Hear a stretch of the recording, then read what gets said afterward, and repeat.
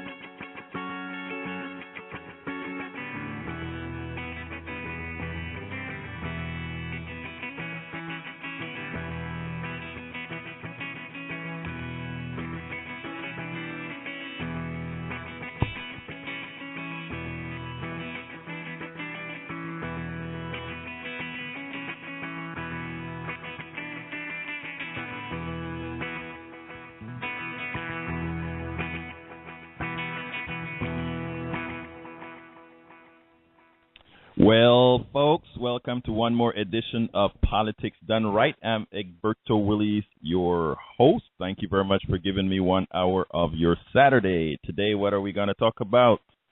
Well, we're going to talk about that young soldier, that guy who went overseas to protect us, called Robert Bergdahl. I think I got that right, Robert Bergdahl, and the hyperventilation that is occurring by many, and ironically, it has actually crossed both progressive and conservative boundaries. And mostly, I would say, sans McCain from a whole bunch of chicken hawks who don't know what's going on, or who presume to know not what's going on for political gain. Folks, remember, this is a call-in show. The telephone number is 646-929-2495. Again, that number is 646-929-2495. But before I get started, I want to get a message out there to the Coffee Party domain, specifically to the people comprising the Coffee Party. I think it is essential that folks realize that one must live by the tenets that one professes is the tenet of the particular organization right now. That sometimes goes within the eyes of the beholder. In other words, to some, that only applies when it doesn't apply.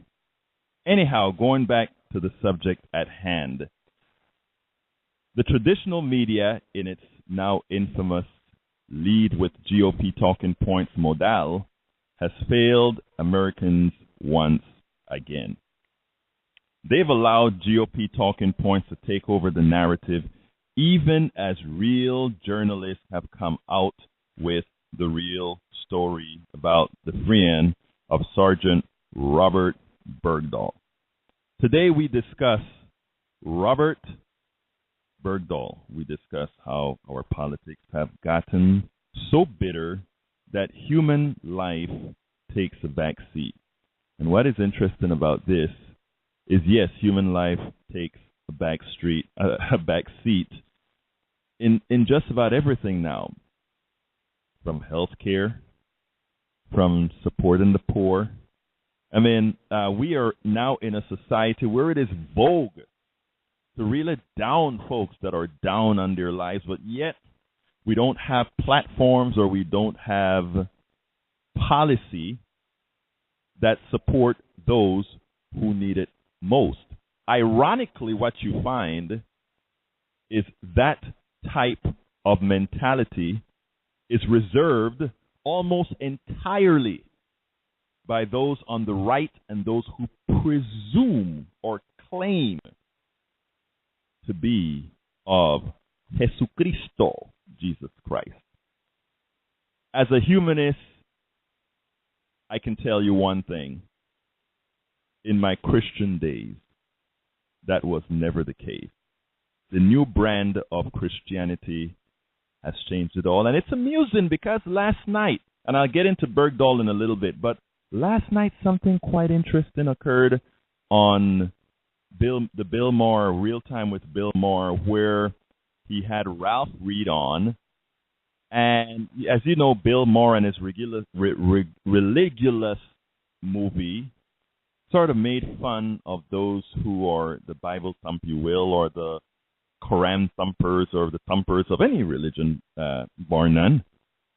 He actually went out there and had Ralph Reed, a fairly well-educated guy, attempt to defend his stance that he takes the Bible literally. The post that I wrote on that last night has actually gone viral. Folks really are quite interested in the things that they have to say about it. But I tell you what, folks, without further ado, let's go. My drop on the dailycoast.com tomorrow occurs at, I believe, around 4 p.m., between 4 and 5 p.m. It'll be on the front page at dailycoast.com. For those who don't know who dailycoast.com is, it's the preeminent liberal blog in the country, actually the number one blog in the country with several million views throughout the month. Anyhow, the title of the piece that I had on that one is called The New Obama. I make absolutely no apologies is what we need now. In other words, I'm saying, for those on the right side of history, for those on the right side of morality, for those on the right side of humanity, I make absolutely no apologies. Do not apologize for caring about your fellow man. Do not apologize for any of those issues. So here comes the post, my friend. The traditional media is hyperventilating again. They are attempting to create a controversy where there is none. Corporatists and blue dog Democrats, instead of sticking up for a president who is following precedent, joined the fray of a Republican machine on bringing down the president and the Democratic Party. The president deserves kudos on this one for not soft tracking or backtracking about his decision to exchange prisoners in Gitmo for an American soldier, Robert Bergdahl. Some question whether Robert Bergdahl was a deserter, a traitor, or worthy of said exchange. The president, in no uncertain terms, made that statement moot. I make absolutely no apologies for making sure that we get back a young man to his parents, President Obama said, and that the American people understand that this is somebody's child and that we don't condition whether or not we make the effort to try to get them back. 6:20, I see your call. We'll be with you later. There was more to that news conference on the domestic side than meets the eye. There was a choice of words and inferences that one should note. He first dismisses Congress as if they were a pack of spoiled children when he said, I'm never surprised by the controversies that are whipped up in Washington. All right, that's par for the course. You golfers know what that means.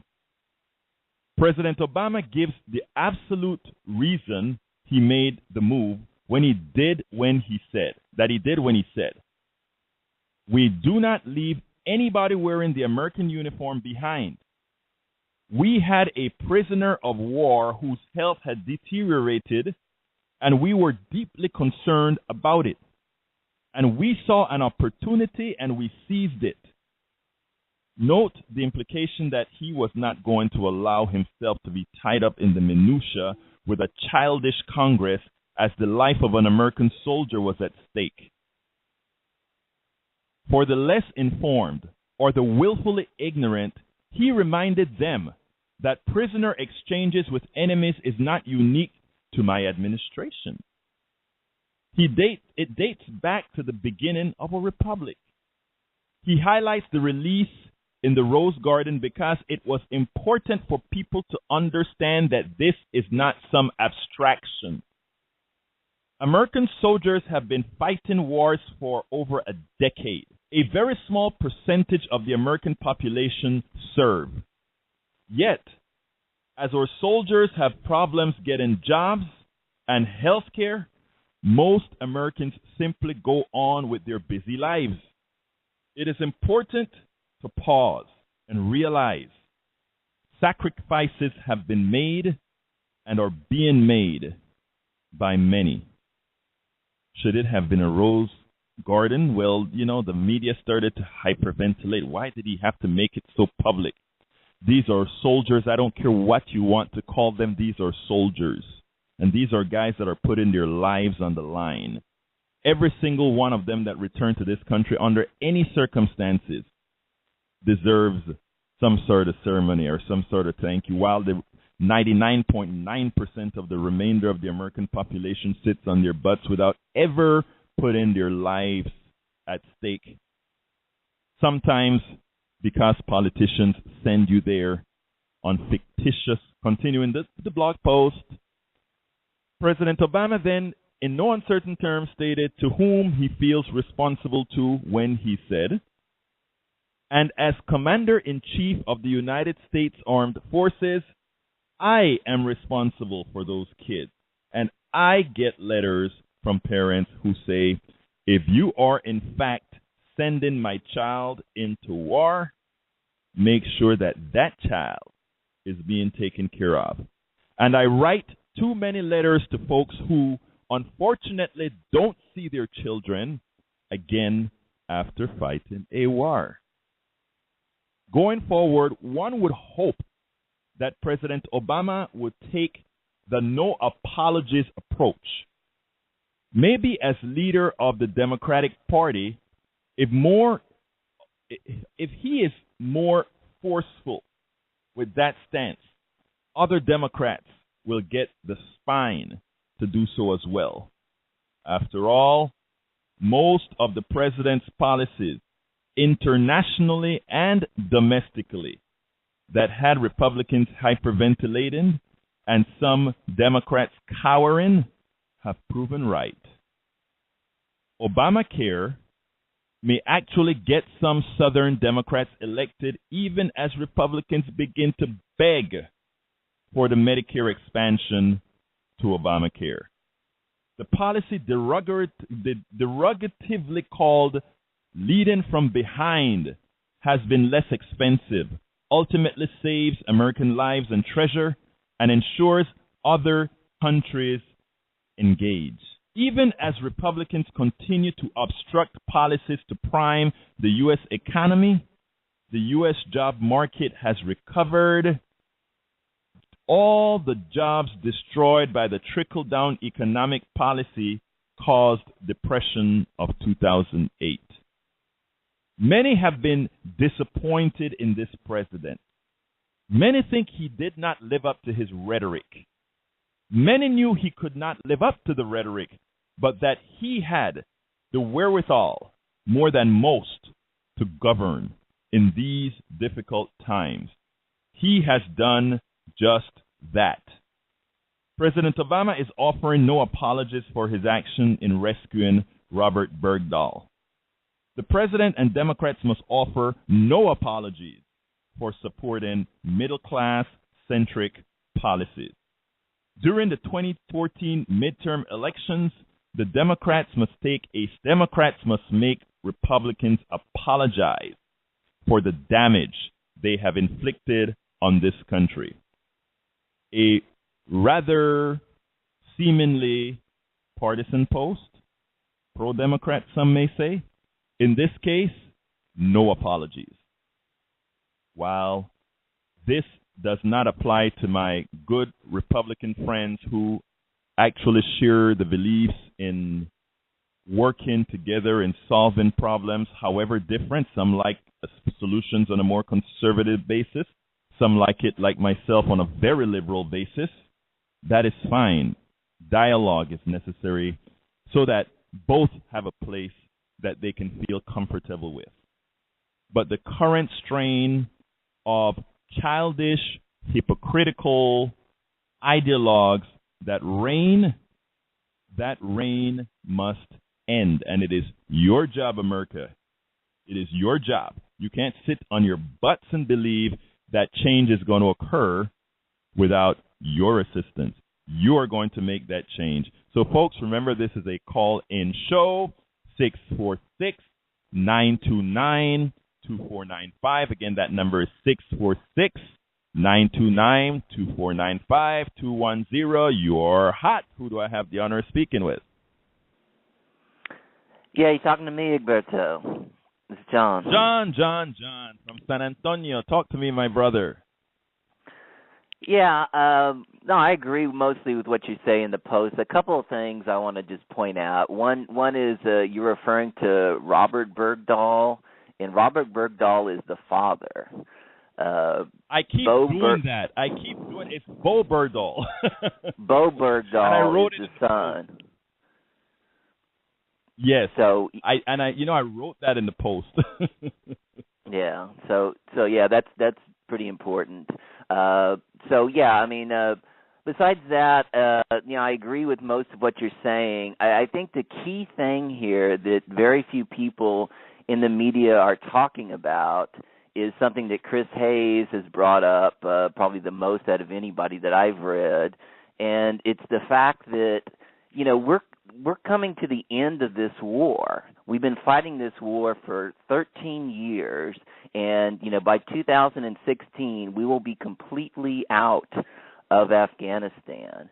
And so, therefore, it is, according to the rules of war, when the war has ceased to exist, you must exchange prisoners. And so the question is, since the Taliban aren't exactly the people who really follow the rule of international law, that he really made it a strong emphasis to try to get Bowe Bergdahl out, and he's been doing this for a few years now. And that's really the main issue, is that we have to return these prisoners. I mean, these were not Al-Qaeda fighters. These were people who we caught on the battlefield in Afghanistan, and they are Taliban members, and we will not be fighting the Taliban come 2016. Right now, I mean, I'm not saying that there's no fighting going on, because there is fighting going on and people are still dying, but most of the fighting that's going on is by the Afghanis, and so that's really not being talked about enough, is that we have to return these prisoners according to the laws of international warfare. And so all the right wing who keeps, saying these are high-value prisoners, they're just ignoring the fact that we're not going to be fighting the Taliban come 2016. And that is the number one issue. That is the biggest issue available. And Chris Hayes talked about this with a guy named Ben Dominant from the Heartland Society. I believe it was Wednesday, it may have been Thursday. And, he kept complaining about how this was terrible and went on and on and on.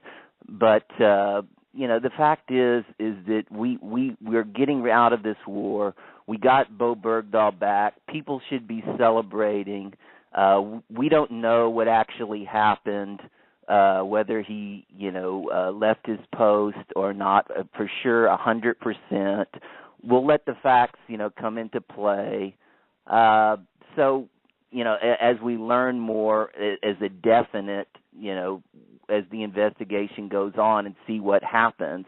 But we should be celebrating, and this is, I agree with you on this. I argue quite a bit about the failure of the media, but this is definitely a failure of the media. And this is very similar to the failure of the media concerning the VA scandal, where the main issue is that they're underfunded. And exactly. So on Thursday nights on Rachel Maddow's show, she had Bernie Sanders on, and he was he was actually, smiling and talking about how McCain has supposedly signed on to his bill to get more people, to get more funding for the VA that was turned down in February, to get 27 new setups for the VA. And so, I mean, I think it's very similar in the failure of the mainstream media.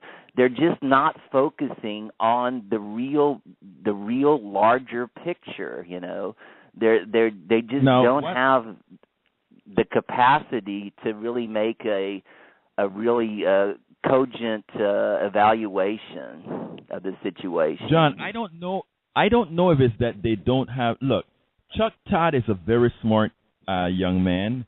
The guy that left CNN to go to Fox News. What's his name? Bob. Ed I don't remember his name. It's enough. Ed Henry. Henry. Yeah, Henry. He's a smart guy. These are all smart journalists. So I am not going to give them a pass because as you were talking about Rachel Maddow's show, and one of the things I love about Rachel Maddow's show is, first of all, she talks a little bit too much in that she repeats herself a lot. So I'm cutting up a video right now that I'm going to be releasing. I think I'm going to put this one on Daily Kos as well, where she shows that this particular issue was really discussed not only with Congress, but it was widely already available in the media. New York Times, MSNBC covered it a few times as well, where these were the 5 people that were going to be exchanged anyway, and folks knew about it. McCain actually supported it under the right options. I don't know what that means, and so forth. So it wasn't difficult to find immediate hypocrisy. It wasn't difficult to find these guys that were speaking out of 2 sides of their mouths, yet these same guys are given prime time on these stations to put out this information with very, very little pushback. CNN gave McCain some pushback. What's his name? I blogged that one yesterday when he I don't remember the name of the anchor at CNN, not Wolf Blitzer, but the one before Wolf Blitzer, went ahead and gave some pushback to McCain. McCain got upset. He then started calling people liars. But the thing about it is sometimes you give me a hard time whenever I speak about the mainstream media, and I think justifiably so, because I'm really hard on the mainstream media, because I think one of the reasons Americans are so, some of them willfully ignorant, but some ignorant because they don't have the valid information, it's because these people that the Constitution gives special rights to inform have not been doing their jobs. And unless you have now what I call the real blogosphere, like what we are doing at Daily Kos, my blogs, and other areas that are actually using, as you clearly state, yes, some of these sources are in fact the mainstream media, but actually applying the appropriate interpretation so that the type of narrative that's forced on these folks, that's forced on the media by, let's say, the GOP or anybody that's trying to manipulate the media, doesn't take tread. But stay with me, John. Let me bring 620 in, and then we'll move on. 620. Who do I have the honor of speaking with? Okay, this is Jack Golding. Jack Golden, talk to me. And folks, before you speak, Jack, folks, this is a call-in show. The number the number is 646-929-2495. Again, that number is 646-929-2495. I see a whole lot of you are listening on the phone, but for me to actually call on you, you have to push that little thing called the number 1. You push a 1 so that I know that you want to be on air. Go ahead, Jack Golden. Talk to me. Okay. The whole thing was unnecessary.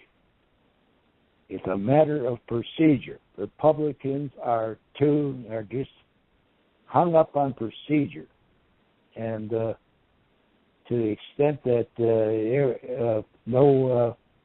nothing gets done. Congress gets nothing done because of their thing on procedure. The whole thing on Bergdahl and even Benghazi, all that stuff is procedure. And I think one of the things that Harry Reid can do is do away with the 60-vote requirement for procedural, going ahead on procedural matters. And that right. means more stuff will get done. I think it's I'm not one for procedure. I think we should mitigate it. Well, I don't know what you look, think I am about for that, procedure. However, that's what I'm anti-procedure. Yeah, let me address that in one way here, Jack. I am for procedure. However, procedure that works, and not only that, procedure that is democratic. There's nothing democratic about a 60-vote majority at all.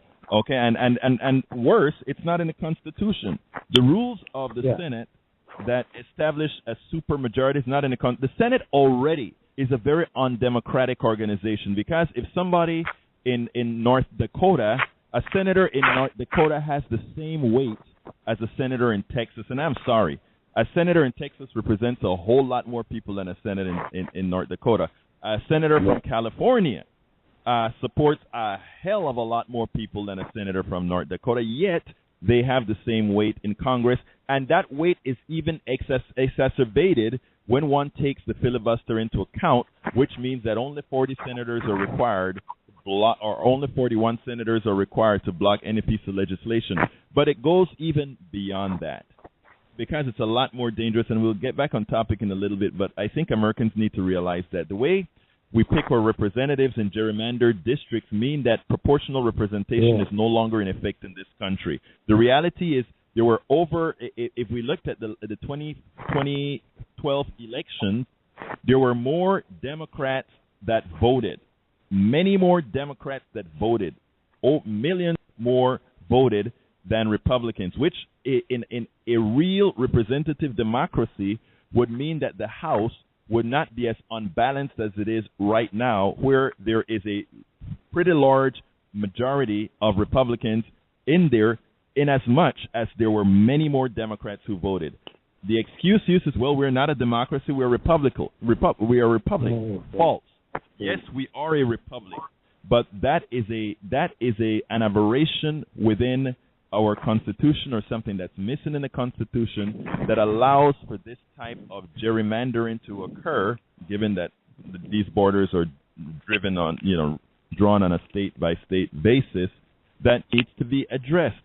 So no, I'm for process, but I am for democratic process, which we don't currently have in this country. We go ahead and we want to tell other countries what they should do, how to augment their democracy, yet with groups like ALEC and others corrupting what we have as a democracy, with Citizens United, with McCutcheon and all these different Supreme Court rulings, we have bastardized what could have turned into a good democracy. We must remember that America was never founded on a democracy in the very first beginning. Somebody like me was 3/5 of a man, so you can never say that we were founded on principles that gave us a true democracy. Now, with fights, with wars, with popular movements, we pretty much got there till the pollution that occurred starting with the 1980s.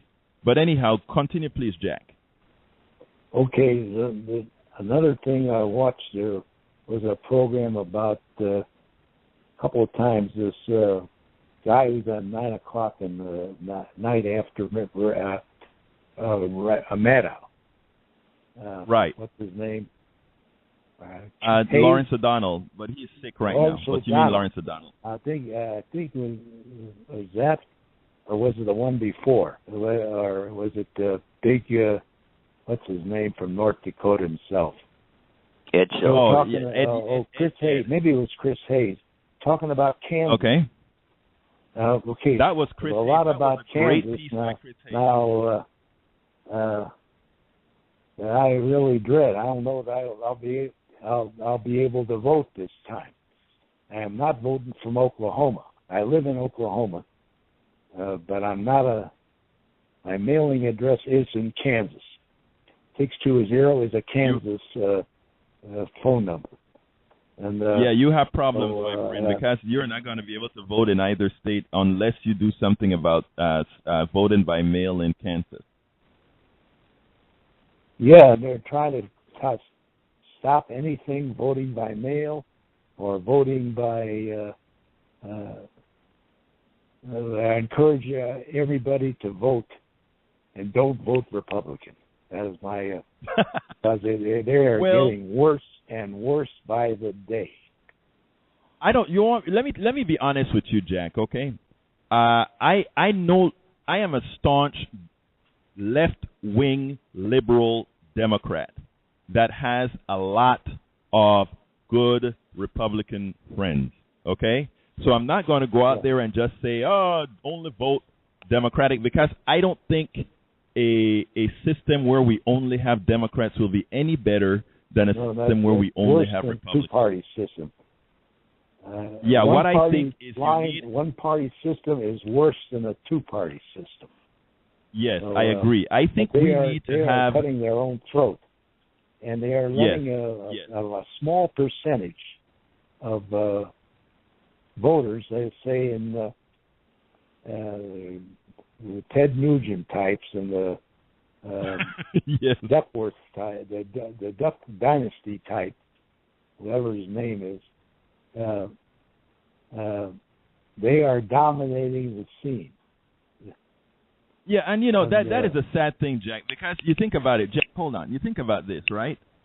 Think about how difficult it is for very intelligent Republicans to have to concede or to have to bow themselves down to the likes of folks from the Duck Dynasty, to the likes of the intelligence deprived Sarah Palin. I mean, the dumbing down that is necessary for one to survive in a Republican primary these days is sad. Where are the stalwarts of the Republican Party? Those guys that are real conservatives. They're not the Bob Doles. Even the Bob Dole. Bob Dole. I didn't vote for him. Exactly. Now the real Kansas. Eisenhower. Okay, Eisenhower. Look. Bob Dole, and I hate to see the way Kansas is coming. Right, exactly. So I'm not going to be sure I can vote this time. Well, Jack, you better do something about that, my friend. You need to ensure that you are going to vote. I believe everybody needs to do the best they can to get out there. But let me bring John back into the conversation. Jack, hold tight a bit. What do you think about what Jack has to say, John? Isn't he right? Yeah, I think most of what he said is right. I think if he is living in Oklahoma, though, he should register to vote in Oklahoma because, I mean, that's a basic question that is asked of anything. Is it, they'll ask you, do you still live at this address? And if you if you can't honestly say yes, then you need to re-register in where you actually live. And right now we have special circumstances. Yeah. Okay. Well, I mean, other than that, I agree. That was a good piece by Chris Hayes on Kansas. It was kind of an amalgamation of what he's been showing over the past few weeks. But it was good to put it in one little segment. And, I agree. That's a great book that he refers to by Thomas Frank. And Thomas Frank, I'm a big fan of his. He's also wrote The Wrecking Crew, which shows how Republicans are willing to do anything to essentially make their government break down, to get what they want, to get what essentially the plutocrats and the Koch brothers and all of their like-minded people are doing. So what's happening with schools closing? I know that the population of Marquette, Kansas, was only like 2,000 people, but just to have a school close is still, pretty devastating for the community. And this is what they're doing all over in red states. I mean, Oklahoma's having the same problem. They've cut taxes so much that they can't pay the people that need to be paid, all of the teachers, all of the firefighters, all of the policemen. They've cut everything to the bone, and it's happening all over. It's happening in Kansas. It's happening in Oklahoma. It's happening in Missouri. They just passed a new bill that are cutting taxes for the rich even more, and actually increasing taxes on the lower to middle class people. And it's just absurd that any state would do that. That also happened in North Carolina. And so, it's just absolute, insanity. And I think you've referred to that Brownback race before. Now, to where Mr. I think his name is Paul Davis had some good polls. Right. The last poll was kind of I think Brownback had a lead of 7 points in a poll by I believe it was Rasmussen, and that was kind of disheartening. But this is going on all over, and it's just I just hope people will fight back. It was great to see these teachers fighting back, and they obviously they should be looked upon as pillars of our community. And I think Scott Walker got a lot of negative feedback from that a couple of years ago. And it's very hard to vilify teachers. I mean, teachers have really spent their lives trying to help people, and to say that they're a bunch of greedy people who don't deserve the pay that they get is just it's just ridiculous. I mean, if anything, they're severely underpaid. Right. I always look to what's going on in the Scandinavian countries, and I mean, teachers are really looked upon as one of the standouts in society, and also they're paid well and they're respected, and that's really important, and it should be that way in our society too. They should be paid well and they should be respected, and that's not happening in these states. Where I'm from, teachers, I hope it's still that way now, but I don't know the complete dynamics now. But then teachers, the teachers were so revered. You see a teacher in the store, you straightened up. You see a teacher somewhere in the streets, you behave. That everybody respected the teacher for what they were. Over here, I noticed that teachers are still loved. The elementary kids still love their teachers, and a lot of seniors still love their teachers. But what the Republican method is, we know that people sort of have an affinity for their teachers. They like their own. However, if we go ahead and hit the teachers' union, then it doesn't seem like a direct attack on teachers. I mean, it's a clever way of screwing teachers. Okay, without seemingly doing so, you separate teachers from what people think about in a classroom and what people associate with HAFA, a teachers' union. And that is a method that they use to actually garner popularity. But I tell you, people have been talking about the 2014 election and how bad it's going to be for Democrats or progressives or liberals or whatever. I was talking to one of my operatives here in Kingwood. We are working heavily in Harris County to really mobilize the votes and not only the Latino vote, but votes that aren't generally people that are not generally voters. And so we have some new methods that are being used. And I tell you something, I am not all that sure, John, if this is going to be a bad year. In fact, I am smelling a tipping point, and something gave me pause earlier this week. There's a mayor in North Carolina called his name is what's his name? His name is I really want to get his name out because this is a good man. This is a good Republican that needs to be known. His name is Adam O'Neill. And Adam O'Neill went on TV pleading for his community.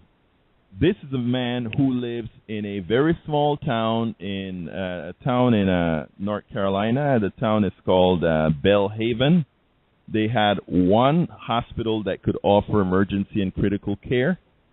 And because of the cuts made by their irresponsible governor, and because their governor believes it's okay for North Carolinians to pay taxes to support everybody else around the country that decided to accept the Medicaid expansion to Obamacare, and that state did not, the hospital in his town was closed, or was closing.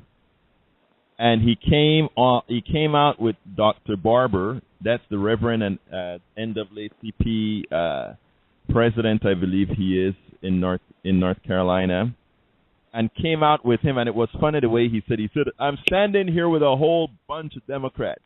I agree with very little with these folks, but they're my friends, and they're right on this particular issue. The hospitals in my town, simply because of spite, is closing. You need to have, we're petitioning our state government, a state government that is in full control of the Republicans because of the gerrymandering that occurred in this purple state, North Carolina. It has deprived his citizens, and not only has it deprived his citizens, he actually used the most important word. Policies implemented by the North Carolina legislature and governor has killed people. And I think until Democrats and responsible Republicans and responsible conservatives go out there and start telling the truth that their policies are killing people, people will just let it slide. And I think it's starting to happen. It was a major step for this guy to buck his party, stand up with the Moral Mondays guy, Reverend Barber, and make those statements. What say you, John? Yeah, I have a tremendous respect for Reverend Barber, and I saw that piece. I know it's on your website. It's a good piece on your website. I saw it on Lawrence O'Donnell. I believe that was when Ari Melber was guest hosting, and he led with that. And as important as the Bergdahl story is, I was thinking, yeah, it's great that he's leading with this story because this is important too, you know. And let's not forget about it because it's kind of faded back, you know. I know Joan McCarter is really writing about it all the time, and I love her writing. She is great, isn't she? Oh, absolutely, she's great. And so yeah, it is really important that this doesn't, you know, fade back in the news. That it is still, you know, up front, and it's really, you know, because it has helped so many people, so many millions of people, and it's amazing, you know, that now the uninsured rate is lower than any time. I believe since 2008 or 2007. Well, that's and the only reason they're saying that's great. The only reason they say 2007, John, is because they never kept numbers before that. Okay. Yeah. That's the only reason it's saying 2007. They never kept numbers before that. Yeah. Think about that. And also this lady named Sandy Prager, who was on Chris Hayes' show. She's the Kansas Commission of Insurance. And oh my God, was she great or what? Yeah, and she was fantastic too. I mean, and she gave a lot of the same arguments that the mayor from North Carolina gave. And so, yeah, I mean, it's, you know, there are some reasonable Republicans, and you know, that's what I'm hoping that we can get to. I know that you know, we've kind of where. I mean, and I do agree, like you were talking about the Jonathan Martin piece on your KPFT show on Monday night. Right. And I do agree that he didn't include the main thing he should have included was that, you know, all of these people who are called mainstream Republicans have drifted so far to the right that their actual agenda is almost the Tea Party agenda. And so, but I'm hoping, you know, that somehow this can move back to the center, that the Republicans can move, you know, somehow, some way, and the only way it's really going to happen is if they lose elections. And surprisingly, even in 2008 when they were, really slaughtered, both by Obama and in the House and in the Senate, they didn't move towards the center, and I think that's just the influence of big money. But I mean, this is also a battle between the Koch brothers and all of the kind of anarcho-capitalists, the AKA libertarians, and the Chamber of Commerce, who they want to win elections. They still have a very similar agenda, but their main thing is more about power. And so what they want to do is, maintain power. And they realize that if they go too far to the right, that they're going to lose power. I mean, and all you have to do is look at Christine O'Donnell and Sharon Angle and all those other people who lost elections. And so there really is a battle between those two forces. I mean, it's not made up. And what I want to see is that the mainstream, the Republican, they're not mainstream. They're still extreme. Even the mainstream is extreme. But to somehow tack back to the center, knowing, hey, we just can't win elections this way. It's just impossible. And I think Maddow did a good piece about Texas also, and about their platform and all the crazy things in their platforms.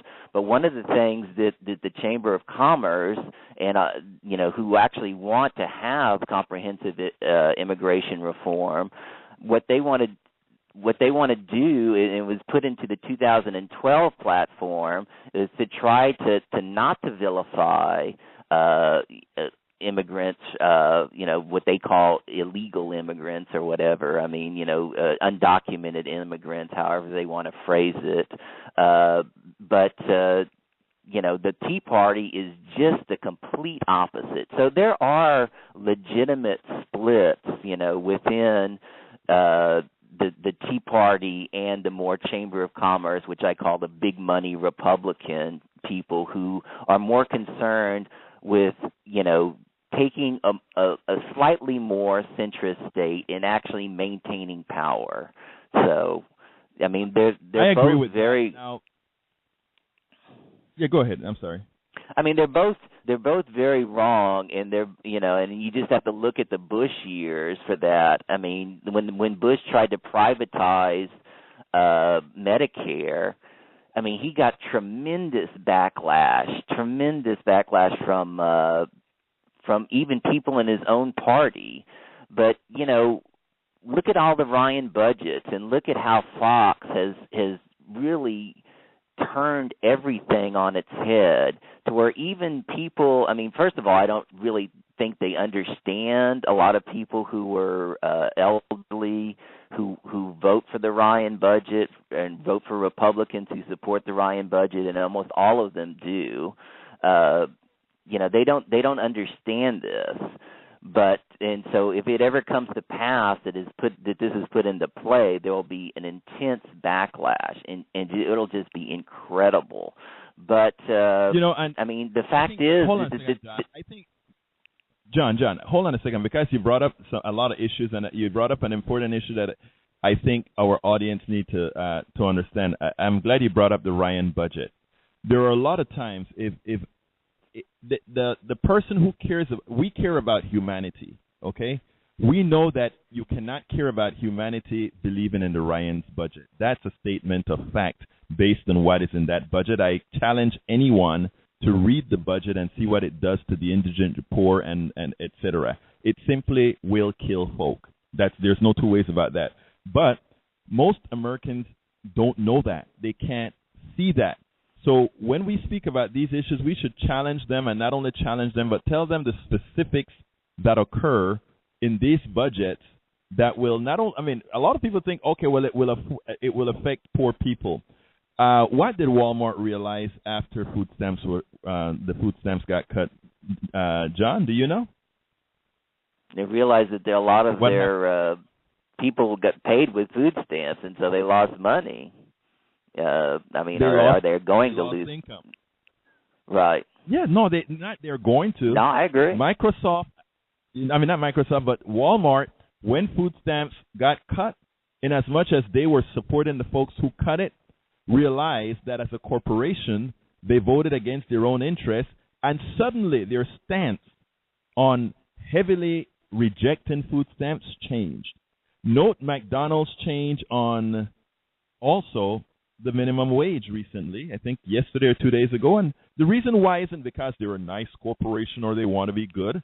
They realize that as less and less people start eating McDonald's, they may suddenly realize that that Chinese restaurant around the corner that can give you a full meal for $4.99 is a lot better than a McDonald's deal at $5.99. Yeah, absolutely. I mean, you know, I'm a huge boycotter, and I've said before how I boycott Walmart and I boycott all the Coke industry products, and but I mean at the same time when I hear corporate citizens, I mean not citizens, but corporations doing the right thing, and I want to do business with them. When I hear Absolutely. that Costco, who pays their employees well, and other industries, or even something like you said, I hadn't heard that McDonald's supported the minimum wage. I did hear that Subway supported it, and so all of those people, it's an incentive to me to do business with people who treat their employees well and who really want to build the middle class.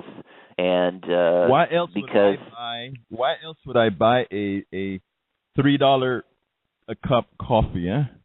Well, because in as much as I have a few problems with now the CEO of Starbucks, the benefits that these employees get and the wages that these employees get, you have to be from being in the restaurant business, you have to be impressed. Yeah, I mean it's just good to. I mean I when I hear things, things like I didn't do business with Target anyway because they they haven't treated the unions well, but like all the open carry people, I mean when I hear that these companies, at first it took a day or two to get a statement out from all these companies, and eventually I think they all said, we're not going to allow people to have open carry in our stores. And so that's another issue that's important, because I don't want to go and see be eating somewhere and just have all these crazy people walk in with a bunch of guns. I mean, I'll just walk out, I'll just walk out and write a letter to to the CEO of the company or whoever's in charge of customer relations, and that's what people are doing. People don't want this extremist, form of government and these extremist tactics that they're using. But it's very hard. I mean, if you look at ALEC or Fix the Debt and look who their corporate sponsors, I mean, it's almost everybody. It's like every telecom, it's all of the big players, all the like you said, the McDonald's and all the Coca-Cola and a lot of them dumped ALEC because of the Trayvon Martin situation. But I mean, it's very hard to find really corporate entities that really care about their people, and I think it's actually a good business tactic, and also for people who are investors. There are a lot of investors who don't want to invest in these companies. I mean, I think it's still a small number of people who do this, but I mean, they just want to invest in people who support the middle class, and I mean, I know that that's important to me, and so I mean, there's so many different ways that people they're thinking, we're just going to screw the employees, and we'll be making more money. The CEO will make these outrageous amounts, and all the people in top management will be doing great. But now it seems like there's a little bit of pushback, and it's like, okay, you're gonna do this to your workers. We as consumers have power to actually give our business to the people that we think are responsible and who want to see, people making a living wage. And so I do think that's important. Well, I tell you what, that's what we're working on, folks. And before I go any further, I just want to remind our people that the Coffee Party is a member organization, and you can go to www.coffeepartyusa.com to join. It's an organization that's transpartisan. In this organization, of course, I am rather on the liberal side, but we have conservatives, moderates, and everybody else in between as a member of this organization. So please do consider joining and being a part of the solution. Yesterday, we sent out a mailer supporting SJ1 in California, which is a bill to get money out of politics. But one of the items we also like within the bill, within one of the bills that's going through the California legislature, is that it's intent on removing corporate personhood as well. Why is that important?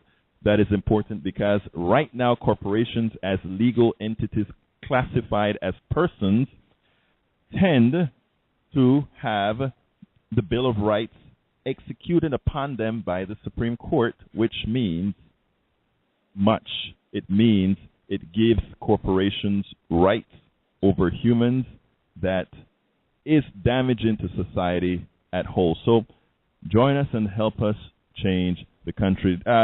Give me a quick final word. Jack Golden, I am going to be coming to you to give a quick final word as we're going to the show. Jack, you're hot. Who, me? Yes, sir. Okay. Yeah, we're about to close. Do you have any final words? I'm going to stick to my gun. I listened to the show last Thursday when what's her name? Janine Loudon, her show. Janine Loudon, yeah. Jean K, she calls herself. Right. And I didn't get on for some reason or other. I came in at 2:30 Thursday, and I was not heard. Okay, well, let me tell you, Jack. I'm a little PO'd Jack, about that. I will make sure that doesn't occur. I think that was just a problem within our unit itself, our dashboard. I know you were talking about. I will be joining the coffee party. It'll probably be later, Excellent. A few more weeks. No problem, my friend. Because I just paid off a darn $8,000 debt. Okay, Jack, I got to go to John right now, Jack, because we're going to be closing the show. So we'll be hearing from you, my dear friend. Closing words, John. Yeah, I just want to say it's a good show. I appreciate all your talk about Mr. Bergdahl, and I think almost everything you're saying is right on. And I just hope that somehow people in the mainstream media can actually look into the situation and realize what the important story is, and don't just look at the propaganda that's being placed by the right and just give that all the time that they're giving. They should really look at, this is the end of the Afghanistan war. Let's talk about how this is the end of the war, and talk about, evaluate this, and see, we can look at it historically and talk honestly about it. Should we have gone in? Should we have stayed there so long? And, I guess we can talk about the future of Afghanistan, too. A lot of people say John. the Taliban will come back. I don't know. But okay, thank you very much. Thank you for calling, John. See you on Monday. Now, folks, do remember that Coffee Party has several radio shows. Remember, on Sundays, we have Progressive Politics, Tennessee Style with Bud Field. Sundays, we have Press One for Democracy and Aronson. On Thursdays, we have Me.